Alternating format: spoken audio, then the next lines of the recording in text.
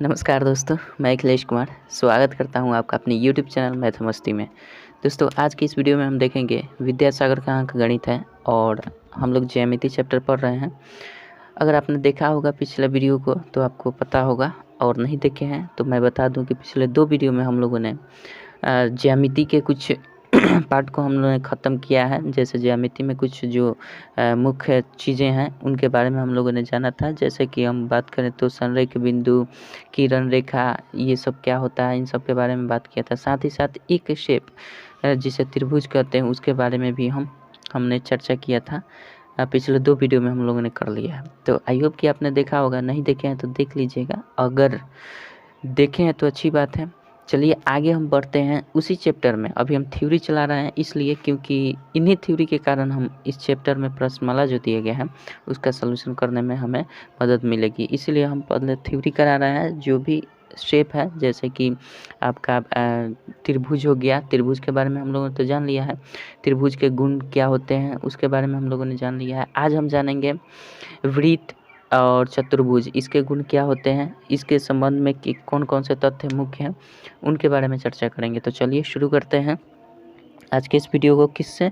चतुर्भुज से। इसके पहले हम लोगों ने त्रिभुज में जाना था, त्रिभुज क्या होता है, उसके फीचर्स क्या होते हैं, उसके गुण क्या होते हैं, इन सब के बारे में हम लोगों ने पिछले वीडियो में चर्चा किया था। आई होप आपने देखा होगा, नहीं देखे हैं तो देख लीजिएगा। चलिए अब हम चतुर्भुज शुरू करते हैं। क्या चतुर्भुज क्या होता है? आपसे रिक्वेस्ट रहेगी कि आप अपने पास विद्यासागर का अंक गणित जरूर रखिएगा, ठीक है।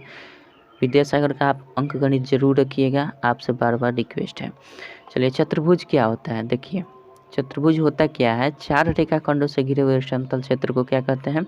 चतुर्भुज कहते हैं। इसका सिंबल इस तरह से हम दे सकते हैं, है ना, यही चतुर्भुज होता है। 4 रेखाखंडों से घिरे हुए समतल क्षेत्र को क्या कहते हैं? चतुर्भुज कहते हैं। अगर इसका हम नाम डिनोशन करते हैं ABCD तो हम क्या कह सकते हैं?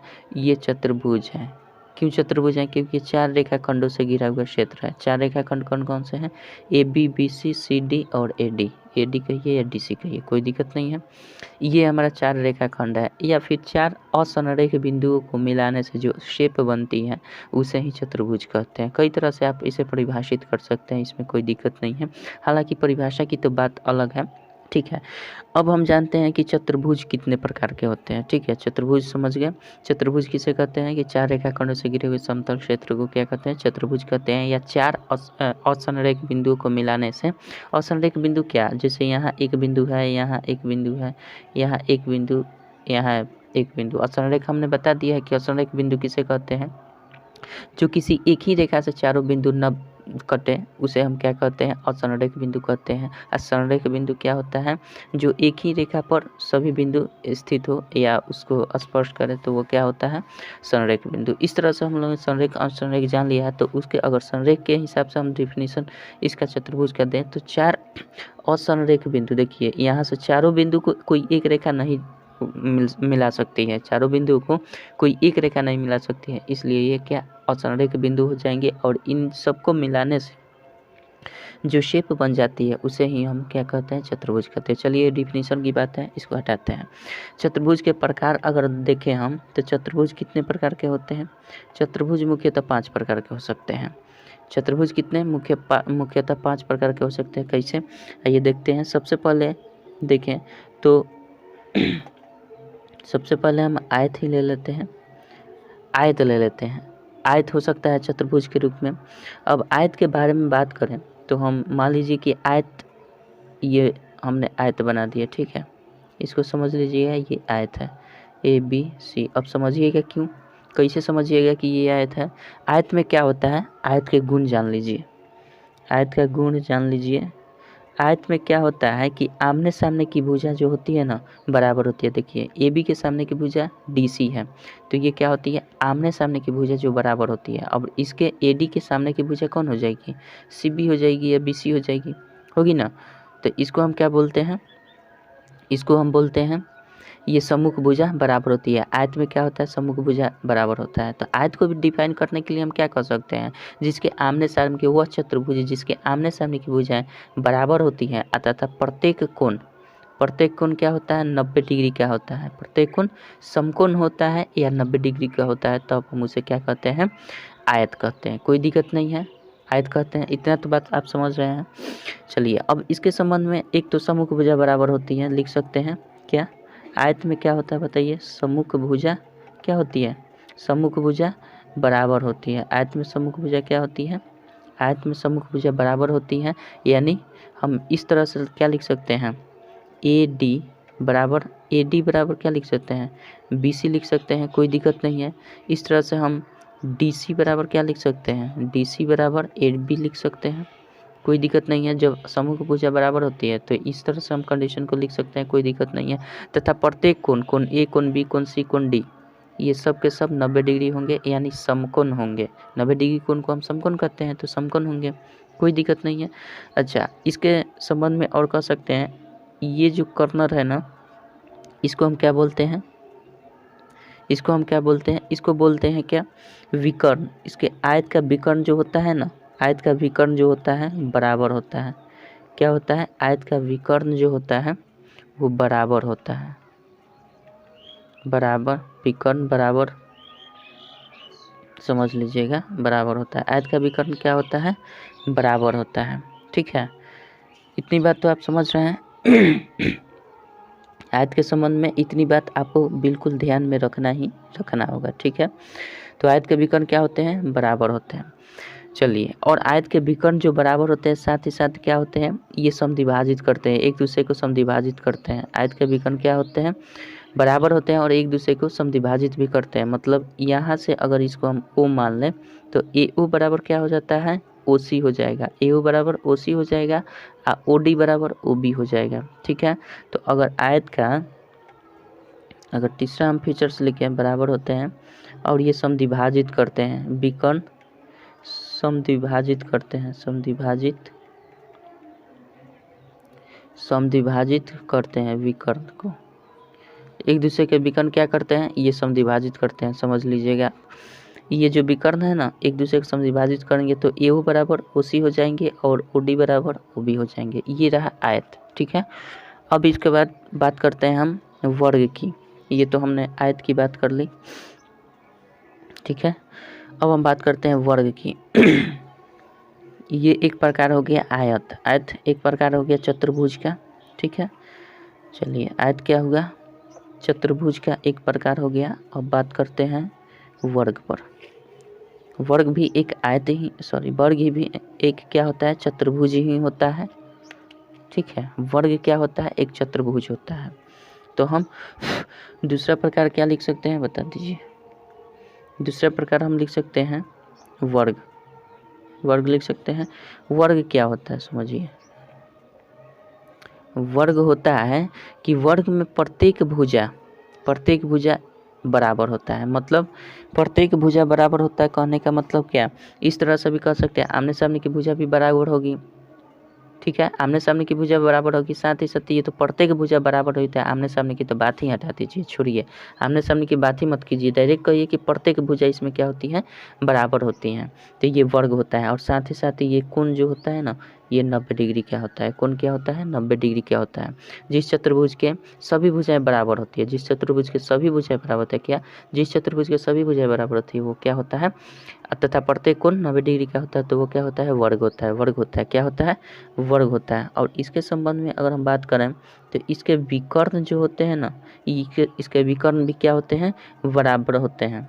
इसके विकर्ण, इसके अगर गुण की बात करें, वर्ग के गुण की, तो वर्ग के गुण क्या हो जाएंगे, सभी भुजाएं बराबर, सभी भुजाएं क्या हो जाएंगी बताइए, सभी भुजाएं बराबर होंगी। साथ ही साथ क्या होगा, प्रत्येक कोण 90 डिग्री का होगा, ये भी लिख सकते हैं हम। प्रत्येक कोण 90 डिग्री का होगा, प्रत्येक कोण जो होगा वो कितने डिग्री का होगा जी बताइए, 90 डिग्री का हो जाएगा। इसके विकर्ण क्या हो जाएंगे, इसके विकर्ण भी बराबर होते हैं। इसके विकर्ण क्या होते हैं, बराबर होते हैं या बराबर विकर्ण होते हैं इनके, कोई दिक्कत नहीं है। साथ ही साथ इसमें हम क्या लिख सकते हैं कि ये जो विकर्ण होते हैं ना, एक दूसरे को समद्विभाजित करते हैं। ये विकर्ण क्या करते हैं, विकर्ण समद्विभाजित करते हैं, एक दूसरे को क्या करते हैं, समद्विभाजित करते हैं। एक दूसरे को इसके विकर्ण क्या करते हैं, समद्विभाजित करते हैं। आई होप कोई दिक्कत नहीं होगा। चलिए इतनी बात तो समझ गए हैं, एक दूसरे को विकर्ण क्या करते हैं, समद्विभाजित करते हैं। चलिए आगे बढ़ते हैं। अब हम बात करते हैं 2 नंबर वर्ग देख लिए। अब क्या हो जाएगा हमारा, चलिए 3 नंबर देखते हैं क्या कहता है। 3 नंबर हमारा चतुर्भुज का प्रकार हो जाएगा। 3 नंबर चतुर्भुज का प्रकार क्या होगा बताइए। 3 नंबर देखते हैं। 3 नंबर में बात करें तो चतुर्भुज का प्रकार हमारा हो जाएगा समलंब चतुर्भुज। समलंब चतुर्भुज, ठीक है, समलंब चतुर्भुज हो जाता है। समलंब चतुर्भुज क्या होता है, देखिए समलंब चतुर्भुज में जो होता है ना, ये समझ जाइए कि ये समलंब चतुर्भुज है। क्यों समझेंगे कि देखिए इसमें क्या होता है, इसके गुण होता है। इसके गुण क्या होता है, समलंब चतुर्भुज वह चतुर्भुज होता है जिसके 2 भुजाएं क्या होती हैं, समानांतर होती है, और 2 भुजाएं क्या होती है, असमानांतर होती हैं। असमानांतर कहने का मतलब क्या, कि वो कहीं ना कहीं जाकर मिल जाएंगी। तो हई जो भुजा है ये समानांतर है, ये वाला भुजा और ये वाला समानांतर भुजा है। लेकिन ये वाला भुजा और ये वाला भुजा, इसको ऊपर बढ़ाइएगा अनंत तक, तो अनंत तक का कुछ दूर आगे बढ़ाइएगा वो ये मिल जाएंगे। तो ये दोनों भुजा क्या हो जाएंगी, अगर हम इसका नाम दें ABCD, तो हम क्या कह सकते हैं कि AD और BC जो भुजा है ना, ये असमानांतर भुजा है। तो जिस चतुर्भुज में 2 भुजाएं असमानांतर होती हैं तथा 2 भुजाएं D और DC और AB ये क्या है, समानांतर है। तो जिस चतुर्भुज में 2 भुजाएं समानांतर तथा 2 भुजाएं असमानांतर होती हैं, तब हम इसे क्या कहते हैं, तब इसे हम समलंब चतुर्भुज कहते हैं। कोई दिक्कत नहीं है, तब हम इसे क्या कहते हैं, समलंब चतुर्भुज कहते हैं। ठीक है, आई होप आप समझ गए हैं। जिस चतुर्भुज की 2 भुजाएं समानांतर तथा 2 भुजाएं असमानांतर होती हैं उसको हम क्या कहते हैं, इसमें लिख सकते हैं 2 भुजाएं, इसमें लिख सकते हैं 2 भुजाएं क्या होती है बता दीजिए, समानांतर। 2 भुजाएं समानांतर होती हैं तथा लिख सकते हैं 2 भुजाएं क्या होती हैं, 2 भुजाएं हम लिख सकते हैं असमानांतर होती है। आई होप समझ रहे होंगे, भुजाएं असमानांतर होती है तो हम क्या कह सकते हैं, तब हम इसे क्या कह सकते हैं बता दीजिए, इसे हम कह सकते हैं समलंब चतुर्भुज। ठीक है, तो इतनी बात समझ गए में आ गई है। चलिए अब 4 नंबर की बात करते हैं हम। 4 नंबर प्रकार क्या हो सकता है, चतुर्भुज के 4 नंबर प्रकार क्या हो सकता है। समलंब मिटा दिए क्या, चलिए फिर से लिख देते हैं।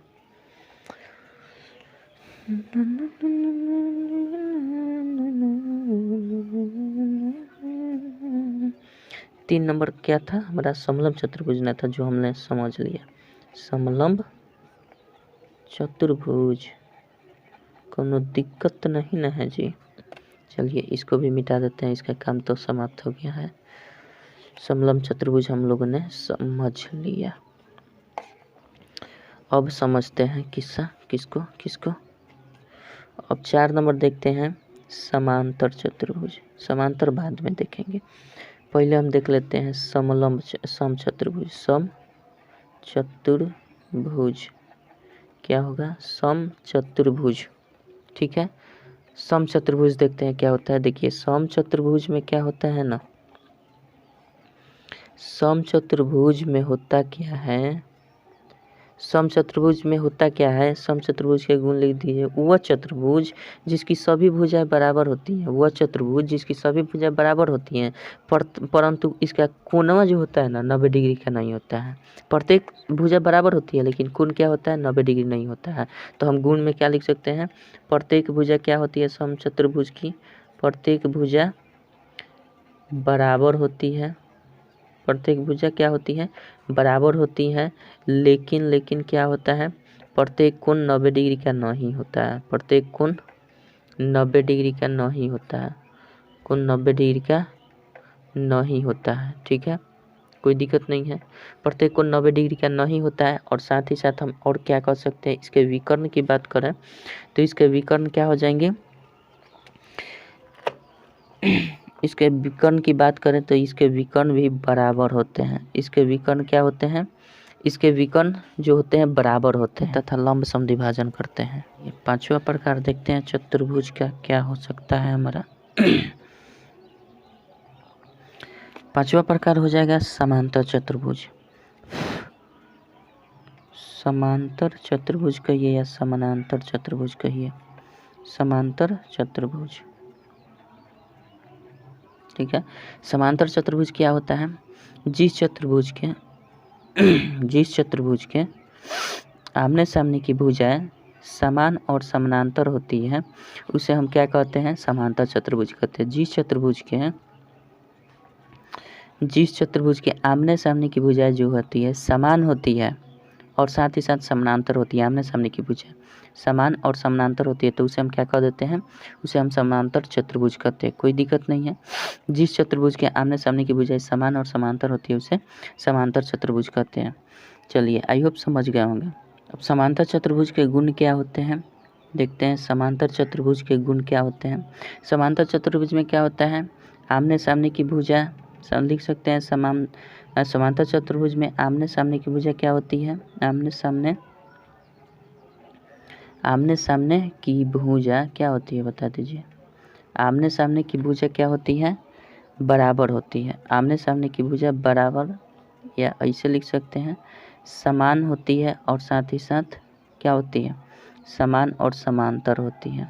आमने सामने की भुजा क्या होती है, समान और समांतर होती है। साथ ही साथ अगर बात करें विकर्ण की लंबाई इसकी क्या होती है, विकर्ण की लंबाई बराबर नहीं होती है। विकर्ण की लंबाई क्या होती है, समांतर चतुर्भुज में विकर्ण की लंबाई बराबर नहीं होती है। ठीक है, बराबर नहीं होती है, लेकिन बराबर नहीं होती है लेकिन क्या होता है, ये समद्विभाजित करते हैं एक दूसरे को। बराबर नहीं होती है लेकिन एक दूसरे को समद्विभाजित करते हैं। अगर ये BD और AC जो दो विकर्ण हैं तो ये क्या करेंगे, ये दोनों विकर्णों की लंबाई बराबर नहीं होगी लेकिन ये क्या करेंगे, ये एक दूसरे को समद्विभाजित करेंगे। जैसे यहाँ जो कटान बिंदु है ना, इसके बराबर जैसे अगर वो मान लेते हैं तो DO बराबर OB होगा और AO बराबर OC होगा। ये फीचर हो जाता है। ठीक है, तो ये समांतर चतुर्भुज के गुण है। ठीक है, चलिए अब समांतर चतुर्भुज में कुछ प्रमुख गुण हैं जिसके संबंध में हम बात करते हैं। सबको मिटाते हैं, ठीक है, सबको मिटा देते हैं, उसके बाद बात करते हैं समांतर चतुर्भुज में। चलिए, पांचों प्रकार हमने जान लिया है। अब विशेष रूप से समांतर चतुर्भुज और एक दो चतुर्भुज के जो फीचर्स हैं उसके बारे में जान लेते हैं, जो गुण हैं उसके बारे में जानते हैं।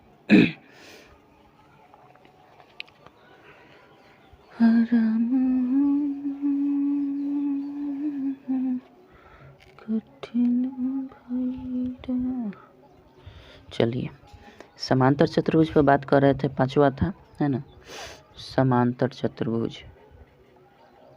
समांतर चतुर्भुज क्या हो सकता है, समांतर चतुर्भुज अब बताएं कि जिस चतुर्भुज के आमने सामने की भुजाएं समान होती है और साथ ही साथ क्या होती है, समानांतर होती है। जैसे अगर ABCD है तो इसके बराबर ये भुजा होगी और साथ ही साथ ये समानांतर होनी चाहिए। मतलब इनके बीच की दूरी हर हमेशा जहाँ नापिए वहाँ पे क्या होना चाहिए, समान होना चाहिए, तब ये हम कह सकते हैं ये समांतर चतुर्भुज है। उसी प्रकार AD और BC भी समान होना चाहिए लंबाई में और साथ ही साथ समानांतर होना चाहिए। ठीक है, तो ये हो जाता है हमारा क्या, समांतर चतुर्भुज। समांतर चतुर्भुज के संबंध में हम क्या कहते हैं, इसके गुण क्या होते हैं देखिए। समांतर चतुर्भुज का गुण होता है कि समांतर चतुर्भुज की सम्मुख भुजा का प्रत्येक जुग बराबर होता है। समांतर चतुर्भुज के सम्मुख भुजाओं का सम्मुख भुजाओं का प्रत्येक जुग बराबर होता है। सम्मुख भुजाओं का प्रत्येक जुग बराबर होता है, वही बात है, इस भुजा के बराबर ये होगा, इस भुजा के बराबर ये होगा। इस तरह से हम कह सकते हैं कि समांतर चतुर्भुज की सम्मुख भुजाओं का योग क्या होता है, बराबर होता है। तो ये हमने बता दिया कि आमने सामने की भुजाएं बराबर हो है या सम्मुख भुजाओं का योग क्या होता है, बराबर होता है। तो हम लिख सकते हैं सम्मुख भुजाओं का क्या होता है, युग्म जो होता है ना बराबर होता है। मतलब आमने सामने की भुजा बराबर होती है, वही बात है। सम्मुख भुजाओं का युग्म क्या होता है बता दीजिए, बराबर होता है, बराबर होता है, कोई दिक्कत नहीं है। अच्छा, दूसरे गुण की बात करें तो समांतर चतुर्भुज में सम्मुख कोण का प्रत्येक जुग क्या होता है, बराबर होता है। समांतर चतुर्भुज में समूह कोणों का युग्म, समूह कोण ये है, कोण ए का समूह कोण कौन सा है, कोण ए का समूह कोण ए का समूह कोण कोण सी है, और कोण डी का समूह कोण कोण क्या है, बी है। तो इस तरह से हम क्या कहते हैं, सम्मुख कोणों का युग्म बराबर होता है, सम्मुख क्या लिख सकते हैं, सम्मुख कोणों का क्या होता है, युग्म, सम्मुख कोणों का युग्म क्या होता है बता दीजिए, सम्मुख कोणों का युग्म बराबर होता है, ठीक है। क्या होता है समूह कोण का, तो समूह कोण इसका कोण ए का समूह कोण क्या हो जाएगा, कोण सी हो जाएगा, कोण डी का समूह कोण क्या हो जाएगा, कोण बी हो जाएगा, कोई दिक्कत नहीं है। ये समूह कोण क्या होते हैं, बराबर होते हैं। तीसरा फीचर इसका क्या होता है, तीसरा गुण, समांतर चतुर्भुज के विकर्ण जो होते हैं ना एक दूसरे को समद्विभाजित करते हैं। समांतर चतुर्भुज के जो विकर्ण होते हैं, समांतर चतुर्भुज जो अभी हमने बता भी दिया है, समांतर चतुर्भुज के जो विकर्ण होते हैं एक दूसरे को क्या करते हैं, समद्विभाजित करते हैं, ठीक है, समद्विभाजित करते हैं। दूसरा तीसरा इसका फीचर क्या हो जाएगा, ये तो समझ गए, ये विकर्ण क्या करते हैं, विकर्ण समद्विभाजित करते हैं एक दूसरे को, ठीक है, समझ जाइएगा। समद्विभाजित करते हैं का मतलब समझते हैं ना, इसके बराबर ये हो जाएगा, इसके बराबर ये हो जाएगा, ठीक है। चलिए आगे देखते हैं, आगे क्या होता है इसके गुण में, आगे इसके गुण में होता है कि समांतर चतुर्भुज के दो क्रमागत आसन कोणों का जो क्या होता है, दो क्रमागत आसन कोणों का युग्म हमेशा 180 डिग्री होता है। क्रमागत आसन कोणों का योग क्या होता है, आसन कोणों का योग क्या होता है बताइए, आसन कोणों का योग क्या हो जाता है, 180 डिग्री होता है। आसन कोण कौन होता है, अब समांतर चतुर्भुज में प्रत्येक क्रमागत आसन कोण क्या हो जाएगा, इसका आसन कोण ये होता है, इसका आसन कोण ये हो जाएगा, इसका आसन कोण ये हो जाएगा, इसका आसन कोण ये हो जाएगा।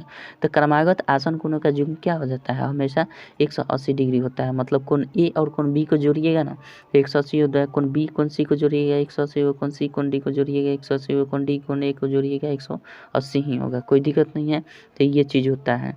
आगे हम बात कर लेते हैं, तो समांतर चतुर्भुज के विकर्ण समान लंबाई के भी होते हैं। समांतर चतुर्भुज के जो विकर्ण होते हैं ये तो हमने बता ही दिया, विकर्ण क्या होते हैं, समान होते हैं।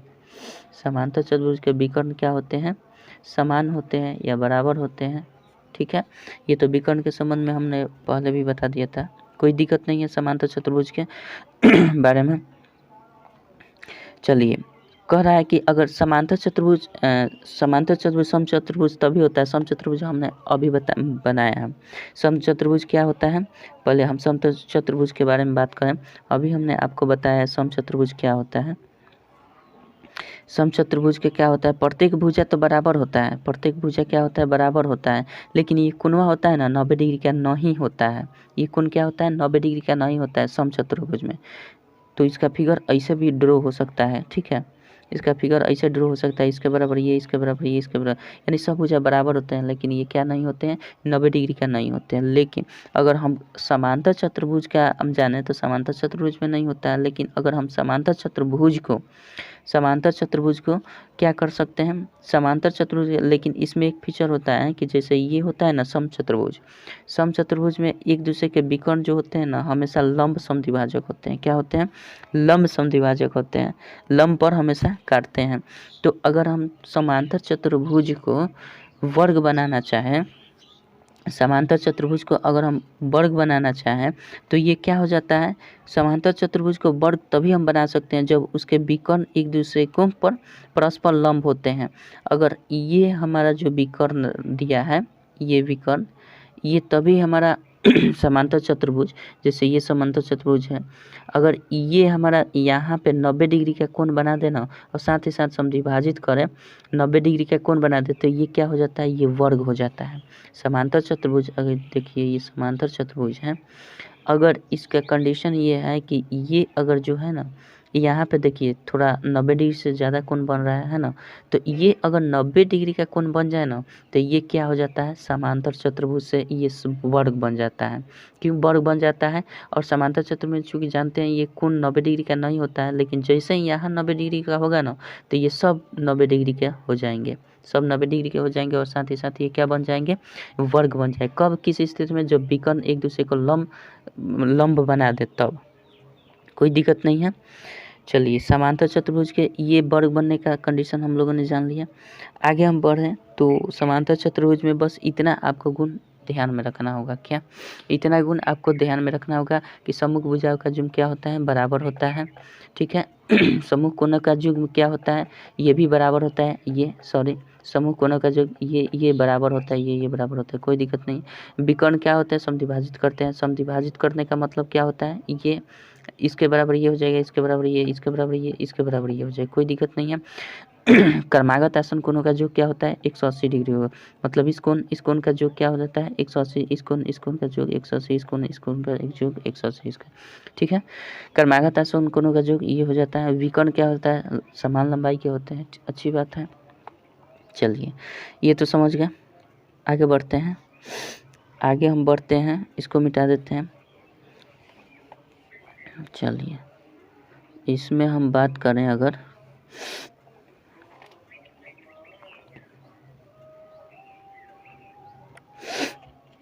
आगे बढ़ते हैं। चलिए, अब बात करते हैं हम वृत्त के बारे में। तो समचतुर्भुज के संबंध में इतनी बातें आपको ध्यान में रखना। तो देखिए, चतुर्भुज के संबंध में इतनी बातें आपको ध्यान में, जितने बताए हैं अभी, उस सारी बातें आपको ध्यान में रखनी होगी, है ना।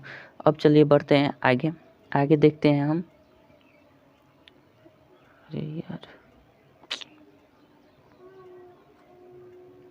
आगे देखते हैं हम वृत्त के संबंध में। ठीक है। आगे देखते हैं वृत्त। वृत्त क्या होता है? वृत्त में हम देखते हैं वृत्त होता क्या है। समझ लीजिए कि ये क्या है, हमारा वृत्त है। हम वृत्त कब कहते हैं? वृत्त हम कब कहते हैं बताइए? वृत्त जब किसी निश्चित बिंदु से वृत्त क्या होता है?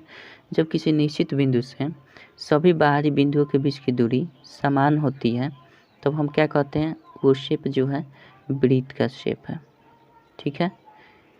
वो क्या होता है? वृत्त होता है। जब किसी निश्चित बिंदु से, ये निश्चित बिंदु है, इसके बीच के बाहरी जितना भी घेरा है, इसकी दूरी जब निश्चित होती है, तब हम इसे क्या कहते हैं? तब इसे हम वृत्त कहते हैं। अगर हम इस तरह से इस शेप को इस तरह से ड्रॉ कर दें, तब बताइए कि ये वृत्त है कि नहीं? ये वृत्त है कि नहीं? बता दीजिए। ये वृत्त नहीं है। ये क्या है? वृत्त नहीं है। ये क्या है? वृत्त है। क्यों? क्योंकि इसके बीच में एक केंद्र है। इसके केंद्र है या बीच में एक निश्चित बिंदु है। ठीक है। इसलिए हम इसे क्या कह सकते हैं? वृत्त कह सकते हैं। लेकिन इसको क्या कहेंगे? इसको वृत्त कभी नहीं कह सकते हैं। इसको हम वृत्त कभी नहीं कह सकते। क्यों? क्योंकि इसके बीच में केंद्र नहीं है या इसके बीच में कोई निश्चित बिंदु नहीं है, तो इसका निर्धारण गलत हो जाएगा वृत्त के संबंध में। ठीक है। तो समझ गए। तो वृत्त को हम परिभाषित किस तरह से करते हैं? वृत्त को हम किस तरह से परिभाषित कर सकते हैं? वृत्त किसी निश्चित बिंदु से सभी बाहरी बिंदुओं के बीच की दूरी अगर समान हो, तो वो वृत्त कहलाता है। क्या? वृत्त क्या कहलाता है? वृत्त किसी निश्चित बिंदुओं से सभी बाहरी बिंदुओं के बीच की दूरी अगर समान हो, तो उसे हम वृत्त कहते हैं। कोई दिक्कत नहीं है। अब वृत्त के संबंध में अगर बात करें, तो वृत्त के संबंध में कुछ टर्म्स होते हैं जिसके आपको ध्यान में रखना होगा। जैसे ये हो जाता है, इसको हम केंद्र बोलते हैं। इसको हम क्या बोलते हैं? इसको हम केंद्र बोलते हैं। इसको क्या बोलते हैं बताइए? इसको केंद्र बोलते हैं। आई होप इसके बारे में आप सब लोग जानते होंगे। इसको हम जानते हैं क्या बोलते हैं? इसको हम बोलते हैं त्रिज्या। क्या बोलते हैं? इसको हम त्रिज्या बोलते हैं। वृत्त के संबंध में इसको त्रिज्या बोलते हैं। आगे अगर हम इस तरह से कोई है, दो बिंदुओं पर अगर टच करता है, तो इसको हम क्या बोलते हैं? इसको हम बोल देते हैं, इसको बोलते हैं जीवा। ठीक है। और ये जो बाहरी घेरा दिख रही है ना, बाहरी घेरा इस तरह से जो बाहरी घेरा इस तरह से है, इसको हम जानते हैं क्या बोलते हैं? इसको हम बोल देते हैं परिधि। इसको क्या बोलते हैं? वृत्त की परिधि बोलते हैं। ठीक है। सबको डिफाइन करूँगा और पहले समझ लीजिए कि किसको क्या बोलते हैं। ठीक है। अगर इसको हम इस तरह से मिला दें यहाँ से, तो इसको हम जानते हैं क्या बोलते हैं? यहाँ से यहाँ तक की दूरी को, अगर ये ए बी है, तो ए बी को जानते हैं क्या बोलते हैं? ए बी को क्या बोलते हैं? ए बी को व्यास बोलते हैं। क्या बोलते हैं? ए बी को व्यास बोलते हैं। अब चलिए बात करते हैं इन सब में हम इसको डिफाइन करते हैं, किसको क्या कहते हैं, कैसे कहते हैं। देखिए त्रिज्या मैंने बता दिया कि किसको कहेंगे। अगर ये ओ है तो ओ भी क्या होगा, एक त्रिज्या होगा। ठीक है, इसको हम क्या बोल देंगे, त्रिज्या। इसको हम क्या बोलते हैं, त्रिज्या बोलते हैं। ठीक है, आई होप समझ रहे हैं आप। देखिए त्रिज्या को डिफाइन करने के लिए हम क्या कहते हैं कि वृत्त के केंद्र, ये केंद्र है, वृत्त का केंद्र कहा जाता है इसको। और इसको क्या कहते हैं, परिधि। वृत्त के केंद्र और परिधि के बीच की दूरी को हम क्या कहते हैं, त्रिज्या कहते हैं। ये परिधि है, टोटल बाहरी घेरा की दूरी को हम क्या कहते हैं, परिधि। परिधि को यूँ डिफाइन कर सकते हैं कि वृत्त के बाहरी घेरा की दूरी को हम क्या कहते हैं, किसी वृत्त के बाहरी घेरा की दूरी को हम क्या कहते हैं, परिधि कहते हैं। ठीक है, तो ये वृत्त के केंद्र, ठीक है, केंद्र किसे कहते हैं, केंद्र को हम इस तरह डिफाइन करते हैं कि वृत्त के अंदर एक निश्चित बिंदु होती है, वृत्त के अंदर एक निश्चित बिंदु होती है जिसे हम क्या कहते हैं, केंद्र कहते हैं। तो केंद्र को डिफाइन कर दिए, वृत्त के अंदर एक निश्चित बिंदु होती है जिसे हम क्या कहते हैं, केंद्र कहते हैं। तो ये केंद्र का डिफिनीशन हो गया। अब कहेंगे कि त्रिज्या किसे कहते हैं, तो वृत्त के केंद्र और परिधि के बीच की दूरी को त्रिज्या कहते हैं। परिधि बाहरी घेरा की दूरी को परिधि कहते हैं। त्रिज्या हो गया, केंद्र हो गया, व्यास क्या होता है, व्यास परिधि के दो बिंदुओं पर टच करने वाली वह रेखाखंड होती है जो वृत्त के केंद्र से होकर गुजरती है। ठीक है, व्यास क्या होता है, व्यास वृत्त के परिधि के दो बिंदुओं को मिलाने वाली वह रेखाखंड होती है जिसके जो क्या होता है, केंद्र से होकर गुजरती है, तो उसे हम क्या कहते हैं, व्यास कहते हैं। जीवा क्या होता है, जीवा परिधि के दो बिंदुओं पर मिलने वाली, दो बिंदुओं को मिलाने वाली वह रेखाखंड होती है जो वृत्त के केंद्र से होकर नहीं गुजरती हैं, तो वह क्या हो जाती है, परिधि हो जाती है। कोई दिक्कत नहीं है। अब हम क्या कहते हैं अब देखिए व्यास और त्रिज्या में क्या संबंध होता है, व्यास और त्रिज्या में क्या संबंध होता है, ये समझिए। व्यास और त्रिज्या में संबंध होता है कि व्यास हमेशा क्या होता है, व्यास हमेशा त्रिज्या का दोगुना होता है, त्रिज्या का दोगुना होता है। व्यास क्या होता है, हमेशा त्रिज्या का दोगुना होता है।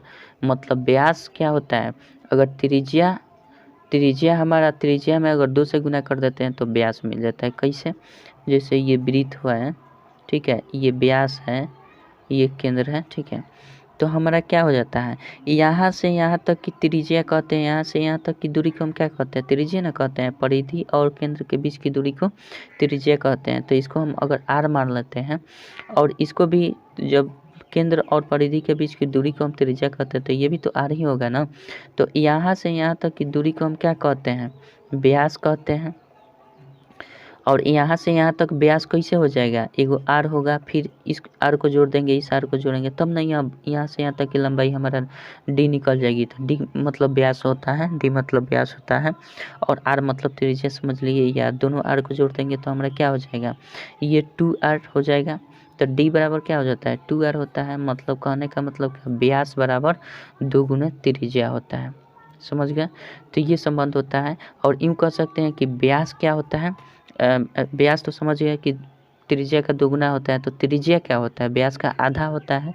तो हम त्रिज्या को और क्या कह सकते हैं, त्रिज्या को हम और क्या कह सकते हैं, अर्ध व्यास भी कह सकते हैं। अर्ध व्यास मतलब व्यास का आधा, तो व्यास का आधा सिंपल सा त्रिज्या हो जाएगा। तो त्रिज्या को हम क्या बोल सकते हैं, अर्ध व्यास भी बोल सकते हैं, ध्यान रखिएगा।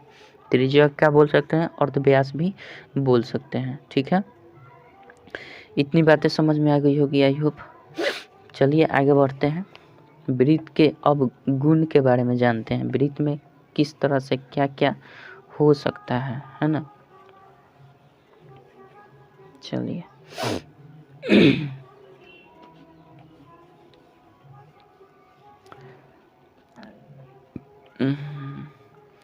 वृत्त के गुण के बारे में बात करते हैं। देखिए कोई भी वृत्त है ना, ये अगर वृत्त है तो इस जो हमारा क्षेत्र बन रहा है, ये जो क्षेत्र बन रहा है वृत्त के क्षेत्र अंदर, इसको हम क्या बोल देते हैं? वृत्त का क्षेत्र बोलते हैं, वृत्तीय क्षेत्र बोलते हैं, वृत्त का क्षेत्र कहता है। अगर वृत्त के शेप में कोई क्षेत्र घिरा हुआ है तो हम उसको क्या कहते हैं? वृत्तीय क्षेत्र कहते हैं। तो आई होप आपने सब कुछ समझ गया होगा। अब वृत्त के संबंध में एक चीज़ और है कि जैसे ये हमारा वृत्त हो गया ना, इसके बाहर ही एक और हम वृत्त खींच दें तो ये क्या हो जाता है? देखिए इसमें दो त्रिज्या का वृत्त हो गया। एक त्रिज्या यहाँ से लेकर यहाँ तक हुआ, एक त्रिज्या यहाँ से लेकर यहाँ तक हुआ, है ना। तो इसमें दो अलग अलग त्रिज्या है ना, एक यहाँ से यहाँ तक है, एक यहाँ से यहाँ तक है। तो जब केंद्र एक ही हो और अलग अलग त्रिज्या से कोई दो वृत्त खींचा हो, ठीक है, तब हम उसे क्या कहते हैं? सकेंद्रीय वृत्त कह देते हैं। इसको हम क्या कहते हैं? सकेंद्रीय वृत्त कह देते हैं, ठीक है। इसको क्या बोलते हैं? सकेंद्रीय वृत्त बोल देते हैं। इतनी बात तो समझ गए। इसको हम सकेंद्रीय वृत्त कर सकते हैं। अब आते हैं वृत्त के गुण के बारे में। वृत्त का गुण क्या होता है बताइए? वृत्त का गुण क्या हो जाता है? तो सबसे पहले वृत्त के गुण में अगर हम बात करें, देखिए अगर ये वृत्त है कोई, ठीक है, और कोई जीवा है, जीवा कैसे होता है? दो वृत्त के परिधि के दो बिंदुओं को टच करता है लेकिन केंद्र से होकर नहीं गुजरता है, तो वो क्या हो जाता है? हमारा जीवा हो जाता है। कोई दिक्कत नहीं है, वो क्या होता है? जीवा होता है। तो इसका गुण क्या होता है कि अगर कोई जीवा है, ठीक है, किसी जीवा पर अगर हम वृत्त के केंद्र से इस तरह से लंब डालें, मतलब 90 डिग्री के कोण बनाते हुए ऐसे स्पर्श कराएं तो हमारा क्या हो जाता है? ये अगर 90 डिग्री के कोण पर इस जीवा पर स्पर्श कराएं तो ये क्या होता है? जीवा जो होता है ना, ये भी अगर मान लेते हैं तो ये दो बराबर भागों में बढ़ जाता है। मतलब अगर यहाँ ओ है तो ये क्या हो जाता है? ये ओ बराबर ओ भी हो जाता है। कब? जब किसी जीवा पर वृत्त के केंद्र से लंब डाला जाता है, जब किसी जीवा पर वृत्त के केंद्र से लंब डाला जाता है तो ये क्या हो जाता है? ये दोनों बराबर आपस में बढ़ जाते हैं। मतलब यहाँ से ओ ए बराबर ओ बी हो जाता है, ठीक है। यानी यूँ कह सकते हैं कि ये दोनों ये क्या हो जाते हैं? ए बी जो होते हैं वो समद्विभाजित हो जाते हैं। समद्विभाजित मतलब बराबर हिस्सों में बढ़ जाते हैं। इसी को हम उल्टा कर देते हैं। इसके विपरीत हम क्या कर सकते हैं? इसी को हम विपरीत इस तरह से कह सकते हैं। सेम वही फिगर है। अगर इसी पर हम कह दें कि अगर किसी जीवा के मध्य बिंदु से अगर ए बी जीवा है और इसका मध्य बिंदु हमें ज्ञात है, ऑलरेडी ज्ञात है, तो मध्य बिंदु से केंद्र को मिलाने वाली जो रेखाखंड होती है ना, मध्य बिंदु से पहले इसमें मध्य बिंदु नहीं था, इसमें क्या मध्य बिंदु ज्ञात हुआ? क्या हुआ कि अगर किसी वृत्त के केंद्र से किसी जीवा पर हम लंब डालते हैं तो ये क्या हो जाता है? समद्विभाजित होते हैं। लेकिन इसमें अब हो रहा है कि अगर ये समद्विभाजित है ऑलरेडी, पहले से हमें पता है कि ये बिंदु, इसका बीच का बिंदु ये है, तब इसको मिलाने वाली जो रेखा होगी ना, वृत्त के केंद्र और जीवा के मध्य बिंदु को मिलाने वाली जो रेखा खंड होगी, ये इस पर लंब होगी, ठीक है। ये हमारा क्या हो जाता है? वृत्त के इसके विपरीत ठीक हो जाता है, ठीक है। आई होप समझ गए होंगे। चलिए अब हम बात करते हैं अगला। अगर हम बात कर लें वृत्त के गुण के संबंध में तो ये आप ध्यान रखिएगा, है ना।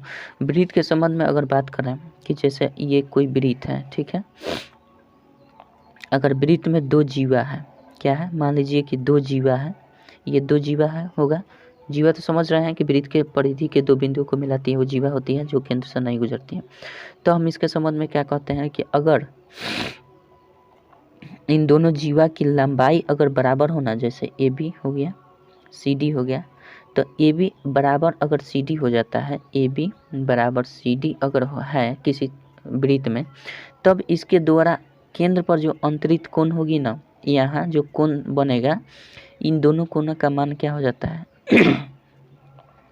इन दोनों कोणों का मान क्या होता है? बराबर हो जाता है। मतलब कोण अगर ये एक है, ये दो है, तो हम इस स्थिति में क्या कह सकते हैं कि अगर ए बी बराबर सी डी हो, ए बी बराबर सी डी हो, दो जीवा का मान बराबर हो, तो हम कह सकते हैं कि कोण एक का मान कोण दो के बराबर हो जाएगा।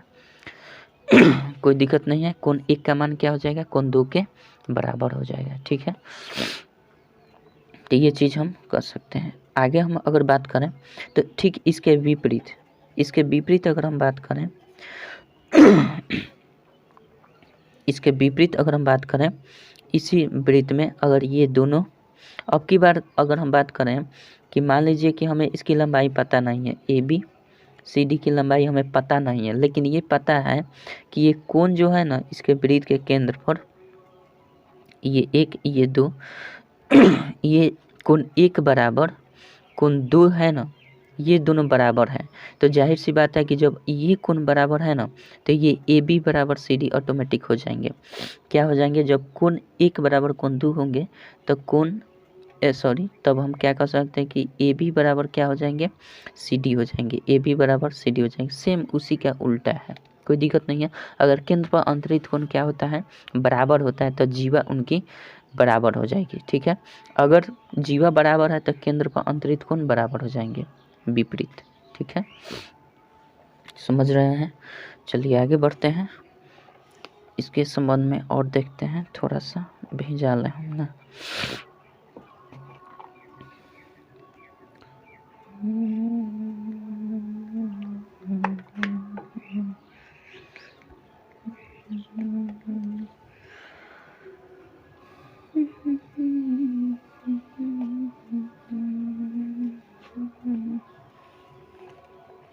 चलिए, अयो अयो अयो अयो अयो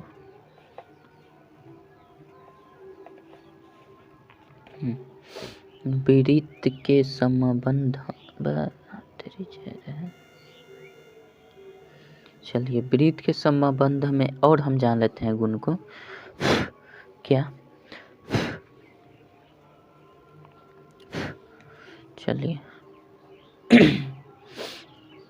जैसे मान लीजिए कि अगला गुण हम देखते हैं, कितना नंबर था पता नहीं, समझ लीजिएगा। अगला गुण हमारा क्या होता है वृत्त का, ये जैसे कोई वृत्त है ना, ये कोई वृत्त है, अगर ये जीवा है, 2 जीवा है, ये केंद्र है। ठीक है, अगर इन जीवा की क्या होती है, लंबाई बराबर होती है ए बी सी डी। कहने का मतलब क्या है, अगर ए बी बराबर सी डी होगा ना, अगर ए बी बराबर सी डी होगा तो ये केंद्र से क्या हो जाते हैं, समान दूरी पर होते हैं। केंद्र से क्या होते हैं, समदूरस्थ होते हैं। जब भी ए बी बराबर सी डी होगा ना तो केंद्र से दोनों जीवा की जो दूरी होगी ना वो बराबर होगी। कन्फर्म है। अगर हम यूँ कह सकते हैं कि ए बी बराबर सी डी होगा तो जाहिर सी बात है, अगर इसको हम एम मान लेते हैं, ओ मान लेते हैं, एन मान लेते हैं, तो हम क्या लिख सकते हैं कि एम ओ बराबर एन ओ लिख सकते हैं। ठीक है, अगर ए बी बराबर सी डी होगी इस वृत्त में तो एम ओ बराबर एन ओ हो जाएगा, कोई दिक्कत नहीं है। मतलब अगर जीवा की लंबाई बराबर हो तो ये केंद्र से क्या होंगे, समदूरस्थ होंगे। समदूरस्थ का मतलब क्या, समान दूरी पर होंगे। अच्छी बात है। ये ठीक इसके विपरीत अगर हम कहते हैं, ठीक इसके विपरीत कहें तो क्या हो जाती है बताइए। इसके विपरीत अगर हम बात करें कि अगर कोई जीवा, कोई अगर 2 जीवा अपने केंद्र से समान दूरी पर स्थित है, केंद्र से समान दूरी पर, मतलब अब की बार क्या हो जाएगा, अब की बार अगर हम कहें कि एम ओ बराबर एन ओ होगा तो ऑटोमेटिक क्या हो जाएगा, ए बी और सी डी बराबर हो जाएंगे। तो ए बी बराबर क्या हो जाएंगे, सी डी हो जाएंगे। कब, जब एम ओ बराबर एन ओ हो तब ए बी बराबर ये सी डी हो जाएंगे। आई होप समझ गए होंगे। ठीक है, आगे बढ़ें। आगे क्या होता है गुण, जैसे कि मान लीजिए कि कोई वृत्त है। ठीक है, कोई वृत्त है, ये केंद्र है, तो इसके केंद्र पर बना जो कोण हो जाता है ना, किसी चाप द्वारा किसी वृत्त के केंद्र पर बना जो कोण होता है उसे हम क्या कहते हैं, इसको हम बोल देते हैं केंद्रीय कोण। क्या बोलते हैं बताइए, केंद्रीय कोण बोल देते हैं। ठीक है, इसको क्या बोलते हैं, केंद्रीय कोण बोलते हैं। यानी हम यूँ कह सकते हैं वृत्त के केंद्र पर बना कोण क्या होता है, केंद्रीय कोण होता है। ठीक है, और एक हो जाता है जैसे कि मान लीजिए कि कोई वृत्त है। ठीक है, इन सारी चीज़ों को ध्यान में रखिएगा तभी आप चैप्टर को प्रश्नमाला में जो क्वेश्चन दिया है उसको सॉल्व कर पाएंगे। नहीं ध्यान दीजिएगा तो आपका लॉस होगा। चलिए, अब होता है कि वृत्त के अंतर्गत बना कोण, वृत्त के अंतर्गत बना कोण, वृत्त का अंतर्गत कोण, वृत्त का अंतर्गत कोण क्या होता है, ध्यान रखिए। वृत्त का अंतर्गत कोण क्या होता है कि वृत्त पर जो बना कोण होगा ना, वृत्त पर बना जो कोण होगा वो परिधि पर बनेगा। अब की बार केंद्र पर नहीं बनेगा। केंद्र पर बनने वाला कोण क्या हो जाता है, केंद्रीय कोण हो जाता है। लेकिन वृत्त के परिधि पर अगर बना कोण जो होगा ना वो क्या हो जाता है, वृत्त का अंतर्गत कोण कहलाता है। वृत्त के परिधि पर बना कोण क्या होता है, वृत्त का अंतर्गत कोण कहलाता है। लेकिन कब, किस स्थिति में, जब इन दोनों भुजाओं कोण बनाने वाली दोनों भुजाएं वृत्त के अलग अलग दो बिंदुओं पर प्रतिच्छेद करें।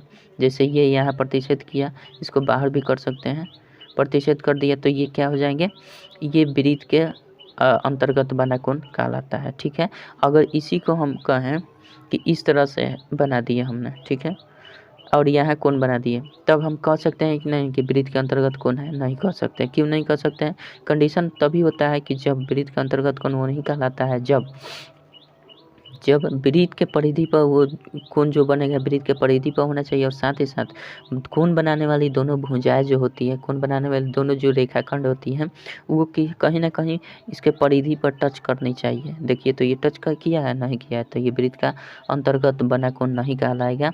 कब कहलाएगा, जब ये टच कर जाएगा, अब ये कहला जाएगा। कोई दिक्कत, कौनो दिक्कत नहीं। चलिए आगे बढ़ते हैं। ये तो बात समझ गए। आगे देखते हैं वृत्त में और क्या गुण हो सकते हैं, वृत्त के और क्या गुण हो सकते हैं देखते हैं। समझ में आवता कि ना, नहीं आ रही है बाबू, नहीं समझ में आ रही है क्या? चलिए जबरदस्ती समझना पड़ेगा तब तो होगा। अरे हम बताएं आपको समझ में ना आए, ऐसा हो सकता है क्या, बताइए। देखिए वृत्त में और क्या गुण हो सकता है, वृत्त का गुण यूँ हो सकता है कि जैसे ये केंद्र है, ठीक है, केंद्र पर अगर बना है कोनो कोण, किस, अगर ए और बी, इसको ए बी को हम क्या बोल देंगे, ए बी को हम चाप बोलते हैं। अगर ए बी है तो चाप बोलते हैं। ए बी अगर चाप है, इस चाप के द्वारा अगर इस वृत्त के केंद्र पर अंतरित कोण हुआ है ना, तब हम क्या कर सकते हैं, अगर ए बी चाप द्वारा अंतरित कोण जो होता है केंद्र पर, ये क्या हो जाता है, इसी चाप से अगर किसी परिधि पर बना कोण हो जाता है, इसी चाप से अगर परिधि पर कोई कोण बन जा रहा है तो ये कोणवा का मान जानते हैं क्या हो जाता है, ये कोणवा का मान आधा हो जाता है। ये कोणवा का मान क्या हो जाता है, आधा हो जाता है। किसके, केंद्र पर बने कोण के मान का आधा होता है। जैसे ये 80 डिग्री का बना हुआ है ना, तो ये क्या हो जाएगा, 40 डिग्री का होगा। कोनो दिक्कत नहीं है। ये 80 डिग्री का बना हुआ है तो ये 40 डिग्री का बन जाएगा, कोई दिक्कत नहीं है। इसको हम ऐसे भी तो बना सकते हैं, चाप वहीं रहना चाहिए, चाहे कहीं भी बन जाए, वृत्त के किसी भी कोण, किसी भी परिधि के बिंदु पर बन जाए, कोई दिक्कत नहीं है, चाप वहीं रहना चाहिए। अगर हम इसी को बनाना चाहें इस तरह से और इस तरह से, तो भी ये कितना डिग्री का बनेगा, 40 डिग्री का बनेगा। यानी हम यूँ कह सकते हैं कि केंद्र पर बना कोण अगर सेम चाप है, चाप सेम है, तो केंद्र पर बना कोण क्या होता है, परिधि पर बने कोण का दोगुना होता है। केंद्र पर बना कोण परिधि पर बने कोण का दोगुना होता है। क्या, देखिए ये 40 डिग्री है तो ये 80 डिग्री है, ठीक है, ये भी 40 डिग्री है, 80 है। कब, किसी स्थिति में, जब चाप सेम होना चाहिए, चाप की लंबाई जो होनी चाहिए वो सेम होनी चाहिए, तब इस स्थिति में केंद्र पर जो कोण बनेगा वो वृत्त के परिधि पे बने कोण का दोगुना होगा, ठीक है, तो ये कंडीशन होता है। और इसके ठीक विपरीत अगर हम बोलें सॉरी, ये विपरीत इस तरह लिखेगा, विपरीत अगर बोलें तो हम यूँ कह सकते हैं कि अगर किसी एक ही चाप के द्वारा केंद्र पर, सॉरी, वृत्त के परिधि पर बना कोण अगर 40 डिग्री है तो इसके केंद्र पर बना कोण क्या हो जाएगा, दोगुना हो जाएगा, ठीक है। अगर केंद्र पर बना कोण 80 डिग्री है तो परिधि पर बना कोण क्या हो जाएगा, आधी हो जाएगी, कोई दिक्कत नहीं है। ये समझ गए? समझ रहे हैं ना ये? चलिए आगे बढ़ते हैं, आगे बढ़ जाएं कि छोड़ दें, आगे बढ़ते हैं। यही सब मुख्य चीज़ है जो आपके चैप्टर में प्रयोग होंगे, ठीक है। अब बात करते हैं, जैसे मान लीजिए कि कोई ये हमारा क्या हुआ, वृत्त है, कोई वृत्त है, ठीक है। अगर इसका व्यास है ना, किसी भी वृत्त को व्यास क्या करता है, 2 बराबर हिस्सों में बांटता है, 2 बराबर हिस्सों में बांटता है। किसी भी वृत्त को दो व्यास, ये भी क्या है, व्यास है, बताइए। तो किसी भी वृत्त में व्यास क्या करता है, उस वृत्त को दो बराबर हिस्सों में बांट देता है, जिसे हम क्या कहते हैं, अर्धवृत्त कहते हैं। क्या बोलते हैं बता दीजिए, अर्धवृत्त बोलते हैं। क्या बोलते हैं, ये भी हमारा क्या हो जाएगा क्या हो जाएगा, अर्धवृत्त हो जाएगा। ठीक है, कोनो दिक्कत, इसको अर्धवृत्त बोलते हैं। अब क्या होता है कि जैसे देखिए, किसी भी अर्धवृत्त में बना कोण क्या होता है, हमेशा 90 डिग्री का होता है। किसी भी अर्धवृत्त में बना कोण क्या हो जाता है, 90 डिग्री का होता है। कहीं से भी बना दीजिए, ये अर्धवृत्तें है ना, इस तरह से बना दीजिए। यहाँ जो कोण बनेगा ना, हमेशा के लिए क्या बनता है, ये 90 डिग्री का ही बनेगा। अगर इधर नीचे बनाते हैं, ये भी यहाँ से पार्ट है, अर्धवृत्त है, इधर बनाइएगा तो ये 90 डिग्री का होगा। अगर यहाँ से इस तरह से बनाइएगा तो भी यह मान 90 डिग्री का होगा। अगर यहाँ से इस तरह से बनाते हैं तब भी ये हमारा मान क्या होता है, 90 डिग्री का होता है। तो ये समझिएगा कि किसी भी अर्धवृत्त में, इस तरह से अर्धवृत्त अगर है तो किसी भी अर्धवृत्त में हमेशा कोण कितना डिग्री का बनता है, 90 डिग्री का बनता है। समझ गए, कौनो दिक्कत, कौनो तकलीफ, कौनो दिक्कत नहीं। चलिए, ये तो बात समझ गए। अब बात करते हैं आगे देखते हैं क्या कहता है हमारा गुण, वृत्त का गुण। बहुत आसान वृत्त का गुण है। ठीक है, जानते हैं तो अच्छी बात है, नहीं जानते हैं तो बहुत बुरी बात है, जान लीजिए।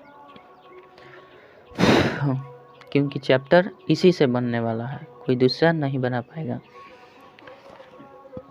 हाँ, अर्धवृत्त जो होता है ना, अर्धवृत्त, इस पर जो कोण बनता है, जो हमने अभी बनाया, उस पर अनंत कोण बनाए जा सकते हैं। क्या, उस पर एक कोण नहीं, अनंत कोण बनाए जा सकते हैं। और वो जो कोण अनंत बनेंगे, वो सब के सब अनंत कोण कितने डिग्री का होंगे बता दीजिए, 90 डिग्री के होंगे। ठीक है, समझ रहे हैं। अब आइए, अब बात करते हैं, अगर कोई वृत्त है, ठीक है, कोई वृत्त है, अगर वृत्त पर बना कोण जो होता है ना, अगर ये मान लीजिए, ये तो हम समझ गए हैं कि अगर ए बी चाप कोई है, ठीक है, ए बी चाप अगर है, अगर कोई ए बी चाप है, ये वाला, इस चाप से अगर समान चाप है, तो वृत्त के परिधि पर जितना भी कोण बनेगा इस चाप से ना, उन सब कोणों का मान कितना होगा बता दीजिए, बराबर होगा। बराबर कहने का मतलब ये, और केंद्र पर बने कोण वो क्या होता है, केंद्र के बने कोण के आधा होता है। तो ये तो हमने पहले ही बता दिया है। अब बात करते हैं कि ये जो वृत्त की, ये हमारा चाप है ए बी, इस चाप के द्वारा वृत्त के किसी भी परिधि के किसी भी बिंदु पर अगर कोण बनता है, जैसे यहाँ बन गया, अगर चाप वही है, ए बी ए है, तो ये कोणवा क्या होता है, सब कोणवा का मान बराबर हो जाएगा। इस कोणवा का मान इसके कोणवा के मान के बराबर होगा। इस कोण का मान, इस कोण का मान, इस कोण का मान, इस कोण, ये कोण, ये कोण, ये कोण का मान क्या हो जाता है, बराबर होगा। इसी चाप से अगर इधर भी खींच दें हम, तो ये भी कोण, इस कोण, इस कोण, इस कोण, इस सब कोण बराबर हो जाएंगे। लेकिन इस सब कोणवा का मान क्या हो जाएगा, केंद्र पर बने कोण का मान का आधा होता है। कन्फर्म है जो अभी हमने बताया। अगर मान लीजिए कि यहाँ पे हमारा 40 डिग्री का कोण बनता है, तो इसी चाप से यहाँ भी कोण बना है, इसी चाप से यहाँ भी कोण बना है, इसी चाप से यहाँ भी कोण बना है। तो अगर ये 40 डिग्री है तो ये सब कितने हो जाएंगे, 40 डिग्री होंगे। ठीक है, ये आप समझ रहे होंगे। ठीक है, आई होप समझ रह गए। चलिए आगे बढ़ते हैं। आगे क्या हो सकता है कि जैसे मान लीजिए कि कोई वृत्त है, कोनो वृत्त है, इसके अंदर अगर कोई चतुर्भुज है, कोई चतुर्भुज है, ठीक है, और ये चतुर्भुज क्या होता है, वृत्त के सभी परिधि पर टच करता है। वृत्त के ये सभी कोण जो है, वृत्त के सॉरी, ये चतुर्भुज के सभी कोण अगर वृत्त के किसी परिधि पर टच करते हैं, तो ऐसे चतुर्भुज को हम क्या बोलते हैं, इसके अंदर जो अंतरित चतुर्भुज है, इस चतुर्भुज को हम क्या बोल देते हैं बता दीजिए। इस चतुर्भुज को हम क्या बोल देते हैं, चक्रीय चतुर्भुज बोल देते हैं। ठीक है, चक्रीय चतुर्भुज, चक्रीय चतुर्भुज बोलते हैं। कौनो दिक्कत नहीं है, तो इसको हम चक्रीय चतुर्भुज बोलते हैं। ठीक है, आगे अगर हम बात करें तो हम क्या कर सकते हैं, ये देखिए कोई भी, अब चक्रीय चतुर्भुज जो हम बात कर रहे हैं, ये मान लीजिए कि ये चतुर्भुज है, चक्रीय चतुर्भुज है। चक्रीय चतुर्भुज किसे कहते हैं? जिसके चारों शीर्ष जो होते हैं, चतुर्भुज के चारों शीर्ष क्या होते हैं? अगर वृत्त के परिधि पर बनते हैं तो ये क्या हो जाते हैं हमारा?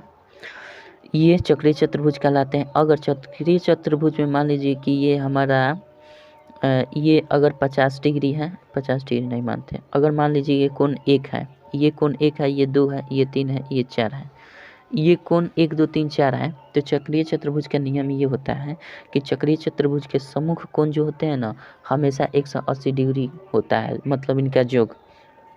चक्रीय चतुर्भुज के समूह कोण का क्या होता है? योग।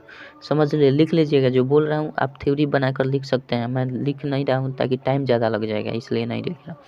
तो क्या होता है चक्रीय चतुर्भुज के समूह कोण? समूह कोण तो ये ना होता है, इसका समूह कोण ये होगा, इसका समूह कोण ये, इसका समूह ये। तो चक्रीय चतुर्भुज के समूह कोणों का योग कितना होता है? हमेशा 180 डिग्री होता है, कोई दिक्कत नहीं है।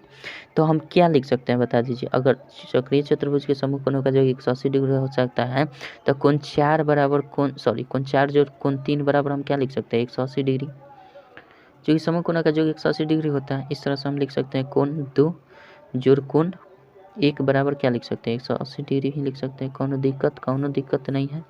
समूह कोणों का जो क्या होता है? हमेशा 180 डिग्री होता है चक्रीय चतुर्भुज में। ठीक है, ये बात समझ गए हैं? ये बात समझ गया है कि नहीं समझे? चलिए आगे बढ़ते हैं, थोड़ा सा घुसकी करते हैं, आगे बढ़ते हैं। आगे देखें तो क्या हो जाता है। अगर कोई मान लीजिए कि अगर कोई वृत्त है, ठीक है, अगर कोई वृत्त है और कोई रेखाखंड है जो वृत्त के परिधि के किसी एक बिंदु पर मिलती हैं, वृत्त के परिधि पर किसी एक बिंदु पर मिलती हैं, वृत्त के किसी परिधि के एक बिंदु पर मिलती हैं और वो वृत्त के किसी भी स्थिति में प्रतिच्छेद नहीं करती है। ठीक है, केवल एक वृत्त के परिधि के एक बिंदु से मिलती है, तो वो क्या हो जाता है? ये जो रेखा होगी ना, ये जो रेखा होगी, इसको हम क्या बोल देते हैं? इसको बोल देते हैं अस्पर्श रेखा। क्या? अस्पर्श रेखा बोल देते हैं। स्पर्श रेखा कहें तो ठीक है, इसको हम क्या बोलते हैं? स्पर्श रेखा कहते हैं। ठीक है, ये कोई दिक्कत नहीं है। अगर हम इसको इस तरह से बोलें तो इसको हम ये रेखा बोले हैं ना, चूँकि दोनों तरफ तीर मार दिए तो ये रेखा हो जाएगा। अगर ये तीर नहीं होता, इस तरह से होता तो ये रेखा खंड होता, तो इससे कोई बात नहीं है। ये इतना बार ध्यान रखिएगा क्या कि जब भी किसी एक बिंदु के वृत्त के परिधि के एक बिंदु को टच करती है कोई रेखा, तो वो वृत्त की स्पर्श रेखा कहलाती है। ठीक है, और ये कभी भी वृत्त को प्रतिच्छेद नहीं कर सकती है, कभी भी प्रतिच्छेद नहीं कर सकती। अगर इसने प्रतिच्छेद कर दिया, मान लीजिए कि इस रेखा ने, ये मान लीजिए 3-4 गो रेखा है, ये 4 गो रेखा जो है किसी वृत्त को अगर प्रतिच्छेद कर देती है, तो इस रेखा को हम क्या बोल देते हैं? प्रतिच्छेदी रेखा बोल देते हैं। ठीक है, अगर रेखा को प्रतिच्छेद नहीं करती है तब वो स्पर्श रेखा कही जाएगी, लेकिन प्रतिच्छेद कर देती है दो अलग अलग बिंदुओं के परिधि पर, दो अलग बिंदुओं पर प्रतिच्छेद कर देती है। ये रेखा देखिए, यहाँ प्रतिच्छेद करती है, यहाँ प्रतिच्छेद करती है। ये रेखा यहाँ प्रतिच्छेद करती है, यहाँ प्रतिच्छेद करती है। ये रेखा यहाँ प्रतिच्छेद करती है, यहाँ प्रतिच्छेद करती है। ये रेखा यहाँ प्रतिच्छेद करती है, यहाँ प्रतिच्छेद करती है। तब ये क्या हो जाएंगे? प्रतिच्छेदी रेखाएं कही जाएंगे। कौनो दिक्कत नहीं है, कौनो दिक्कत नहीं है। चलिए आगे बढ़ते हैं। वृत्त के संबंध में और चीज़ क्या है, इन सबको आपको ध्यान में रखना होगा, वरना खैर नहीं है आपकी। चलिए अब अगर हम बात करते हैं, कोई वृत्त है क्या? ठीक है, कौन वृत्त है? ये कोई वृत्त है, ये वृत्त जो है ना, ये किसी बहुत ज़्यादा बड़ा बना दिए, इसको छोटा बनाना चाहिए हमें। चलिए, अगर कोई ये वृत्त है, ठीक है, ये कौन त्रिभुज के अंदर दिख रही है। ठीक है, कौन त्रिभुज के क्या है? ऐसा प्रतीत होता है कि ये त्रिभुज के अंदर है। ठीक है, अगर कोई वृत्त है किसी त्रिभुज के अंदर प्रतीत हो रही है और ये जितने भी परिधि है ना, त्रिभुज के सभी भुजाओं को टच करती हैं, त्रिभुज के तीनों भुजाओं को इसकी परिधि अगर टच करती हैं, तो हम इसको क्या कहते हैं? त्रिभुज का त्रिभुज का अंतःवृत्त बोल देते हैं इसको। क्या बोलते हैं? त्रिभुज का अंतःवृत्त, मतलब अंदर बना हुआ, त्रिभुज के अंदर बना हुआ वृत्त जब तीनों भुजाओं को टच करती हैं, वृत्त की जो परिधि होंगी वो तीनों भुजाओं को टच करेंगी तो वे क्या हो जाएंगे? वृत्त की त्रिभुज का अंतःवृत्त कहे जाएंगे। कोनो दिक्कत की बात नहीं है। आगे बढ़ते हैं। देखिए आगे क्या है कि अगर वृत्त कोई है, ठीक है, ये कोई वृत्त है और कोई स्पर्श रेखा है। जैसे हम क्या जाने थे, कोई ये वृत्त था और उसमें जीवा था और ये केंद्र था, इसमें हम मिलाते थे तो ये क्या होता था? इस जीवा को क्या कर देता था? समद्विभाजित कर देता था। जब जीवा को समद्विभाजित कर देता, कब? जब ये लंब होता था, ठीक, तो समद्विभाजित कर देता। ठीक इसी प्रकार से है, अगर ये उस वक्त क्या था? जीवा था, अब की बार स्पर्श रेखा है, तो अब की बार स्पर्श रेखा कह रहा है कि अगर कोई स्पर्श रेखा है, ठीक है, और स्पर्श रेखा पर मिलाने वाली जो केंद्र से मिलाने वाली जो रेखा होती है स्पर्श बिंदु पर, इसको हम बोलते हैं स्पर्श बिंदु। क्या बोलते हैं? स्पर्श बिंदु बोलते हैं इसको। ये स्पर्श रेखा होती है और ये जो बिंदु होते हैं ना, स्पर्श बिंदु होते हैं। तो कोई भी अगर स्पर्श रेखा है तो स्पर्श रेखा से हम स्पर्श रेखा है तो स्पर्श बिंदु होगा, तो स्पर्श बिंदु और रेखा वृत्त के केंद्र से मिलाने वाली जो रेखा होती है ना, स्पर्श रेखा पर लंब होती है। कन्फर्म है? स्पर्श रेखा पर क्या होती है? लंब होती है। इसी के विपरीत अगर हम बोल दें कि अगर कोई हमारा रेखा है, अभी निर्धारित नहीं है कि वो कौन सी रेखा है, अगर कोई रेखा है, उस रेखा के अगर वह रेखा किसी बिंदु पर टच करती है, वृत्त के किसी बिंदु पर टच करती हैं, तो जो हमारा ये टच करती है तो ये केंद्र और इस बिंदु को मिलाने से जो अगर ये लंबवत हो गई, अगर ये बिंदु अगर कहीं जैसे मान लीजिए तो अलग बनाते हैं, जैसे ये हमारा हो गया, यहाँ ये टच कर दिया। अब की बार ये निश्चित नहीं है कि क्या कह रहा है, ये नहीं कह रहा है कि यह स्पर्श रेखा है, दिख रहा है स्पर्श रेखा है, थोड़ी देर के समझ लीजिए कि यह स्पर्श रेखा नहीं है, हमें पता नहीं है कौन सी रेखा है, लेकिन ये कह रहा है कि अगर ये वृत्त के केंद्र और इन बिंदु के बीच के अगर हम मिलाएं तो ये अगर इन रेखा पर 90 डिग्री के कोण बना दें तो हम क्या कह देंगे कि ये स्पर्श रेखा होंगी। इस वक्त क्या था कि स्पर्श रेखा थी और इस दोनों बिंदु को हम मिलाते हैं तो ये 90 डिग्री का कोण बन जाता है। ठीक है, जब स्पर्श रेखा है तो 90 डिग्री का कोण होगा। इस बार क्या हो जाए कि अगर मिलाने पर 90 डिग्री का कोण बन जाता है, इन दोनों बिंदुओं को मिलाने पर 90 डिग्री का कोण बन जाता है, तो जाहिर सी बात है ये स्पर्श रेखा ही होगी, कोई दिक्कत नहीं है। सेम इसी के तरह था, जीवा की तरह। ठीक है, आई होप आप इसको भी समझ चुके होंगे। आगे बढ़ें तो आगे बढ़ के हम बात करते हैं किसकी, आगे अगर हम बात करें तो एक लास्ट है जो इसके बाद से अब हम चैप्टर बनाएंगे। लास्ट थ्योरी क्या है वृत्त के संबंध में, ये जैसे वृत्त हो गया, ठीक है, वृत्त के किसी भी बाहरी बिंदु से, जैसे मान लीजिए कि ये बाहरी बिंदु है, इस वृत्त पर अगर हम स्पर्श रेखा खींचे तो स्पर्श रेखा क्या हो जाएगी, इसके किनारे को टच करेगी। ठीक है, समझिए किनारे को टच की है, दिख तो रहा है कि प्रतिच्छेद कर दी है यहाँ, लेकिन ऐसा मत समझिएगा, हमने थोड़ा सा मिस्टेक से बना दिया है। देखिए फिर ये भी प्रतिच्छेद कर गई, लेकिन समझिएगा ये प्रतिच्छेद नहीं किया, एक बिंदु पर यहाँ पे स्पर्श कर रही है ना। तो ये क्या हो जाता है कि किसी भी वृत्त के बाहरी बिंदु से कोई भी रेखा क्या करती है, स्पर्श रेखा करती है, तो हमारा क्या हो जाता है, इनमें इनकी जो लंबाई होती है ना बराबर हो जाती है। किसी भी वृत्त के बाहरी बिंदु से अगर दो स्पर्श रेखाएं खींची गई हैं तो इन दोनों स्पर्श रेखाओं की लंबाई क्या हो जाती है, हमेशा बराबर होती हैं। अगर ये है AOM है तो AO बराबर AM हो जाएगा। ठीक है, कोई दिक्कत नहीं है, आई होप समझ गए। अगर ये 20 सेंटीमीटर है तो ये भी कितना हो जाएगा, 20 सेंटीमीटर होगा, कोनो दिक्कत नहीं है। तो ये रहा हमारा आज का थ्योरी का काम ख़त्म हो गया। अब हम अगले वीडियो में चैप्टर को सॉल्यूशन करेंगे और फिर हम चैप्टर में जो कुछ भी होगा हम उसके बारे में जानेंगे। तो आई होप इन सारी बातों को आपने समझ लिया होगा, याद भी हो गया होगा, साथ ही साथ नहीं याद है तो रिवीजन कर लीजिएगा।